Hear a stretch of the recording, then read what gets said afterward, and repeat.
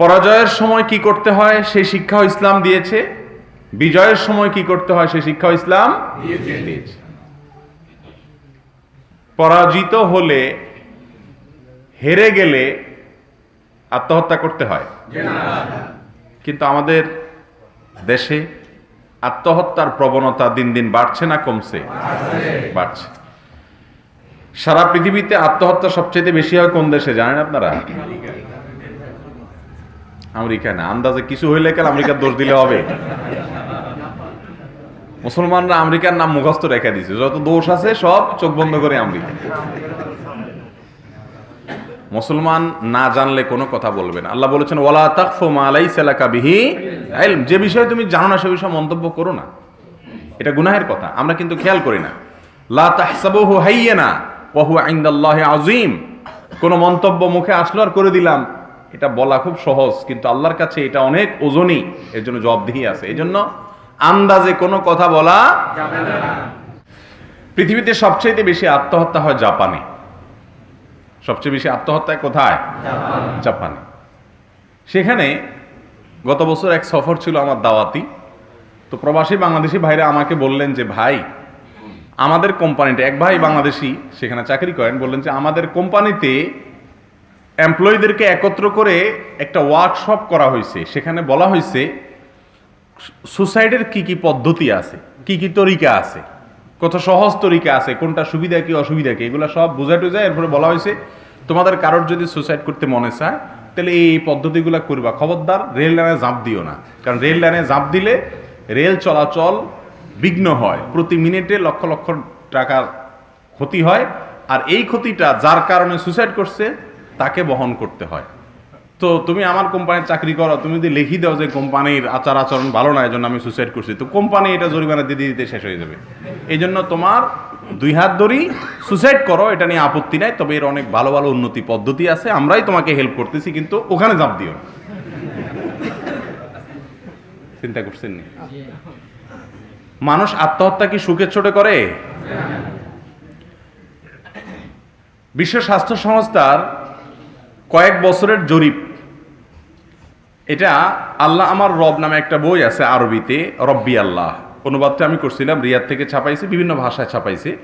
ওখানে একটা অধ্যায়ে এসে জাতিসংঘের অধীনস্থ বিশ্ব স্বাস্থ্য সংস্থার কয়েক বছরের জরিপ প্রকাশ করছে। সেই জরিপের রিপোর্ট বলছে যে পৃথিবীতে সবচাইতে বেশি আত্মহত্যা করে ওই সমস্ত লোকেরা যাদের কোনো ধর্ম বিশ্বাস নাই। আর পৃথিবীতে কয়েক বছরের 3-4 বছরের জরিপ দেখাইছে সবচাইতে তুলনামূলকভাবে আত্মহত্যা কম করে মুসলমানরা। কারণ কি জানেন? মুসলমানরা খুব সুখে আছে? এত সুখে তো নাই, সব জায়গায় মায়ের খাইতেছে, জুলুম নির্যাতনের শিকার। কিছু দেশ অল্প কিছু মানুষ ধনী আর বাকি সব গরিব দেশ। আফ্রিকা মুসলমানরা খাবারই পায় না।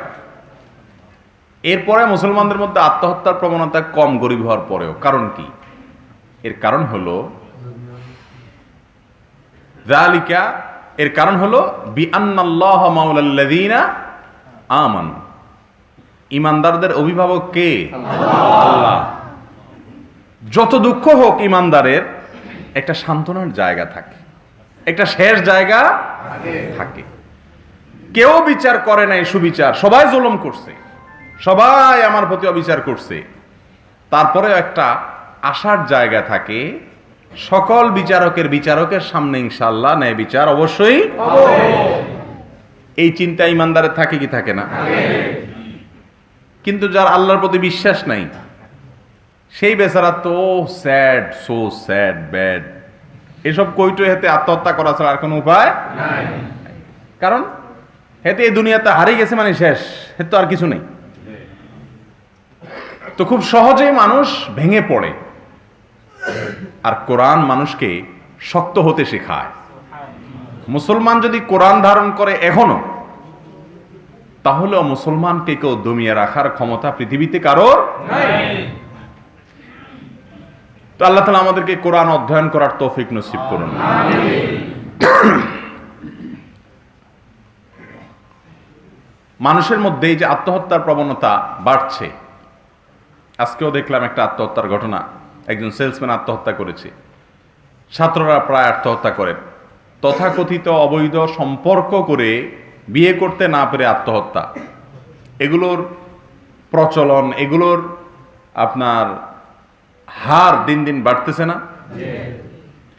এই সবগুলো প্রমাণ করে যে আল্লাহ রাব্বুল আলামিনের প্রতি আস্থা দিন দিন কমছে। ইমানদার কখনো নিরাশ হতে পারে না। ইন্নাহু লা ইয়াইআস মির রাউহিল্লাহি ইল্লাল কওমুল কাফিরুন, কাফেররা ছাড়া কেউ আল্লাহর রহমত থেকে নিরাশ হওয়ার সুযোগ নাই। আল্লাহর প্রতি বিশ্বাস থাকলে সে নিরাশ হতে পারে না। ওয়াল পিঠে লেগে গেছে, পিঠে ওয়াল লেগে গেছে, দেয়ালে পিঠ ঠেকে গেছে, তারপরেও সে জানে যে এই ওয়ালই গাছ হয়ে যেতে পারে। অসম্ভব বলতে আল্লাহর কাছে কিছুই নাই। আল্লাহ রাব্বুল আলামিন কিছু অলৌকিক ঘটনা ঘটায় দেখাইছেন না দুনিয়াতে? মুসা আলাইহিস সালামের জন্য ঘটাইছেন, আমাদের নবীর জন্য এই যুগেও ঘটাচ্ছেন বহু, আমাদের সামনে আমরা খেয়াল করি না। আছে না নাই? আছে। করোনা আক্রান্ত রোগী, স্বামী স্ত্রী সেবা দিছেন, সারা অসুস্থতায় স্বামী মারা গেছেন, স্ত্রীর কিছুই হয়নি। এরকম ঘটনা বাংলাদেশে অহরহ ঘটছে। সবাই চলে গেছে কিন্তু স্ত্রী যায়নি। আল্লাহ তাআলা রক্ষা করছেন কি করেন নাই? পৃথিবীর কোন বিজ্ঞান এটার ব্যাখ্যা দাঁড় করাবে?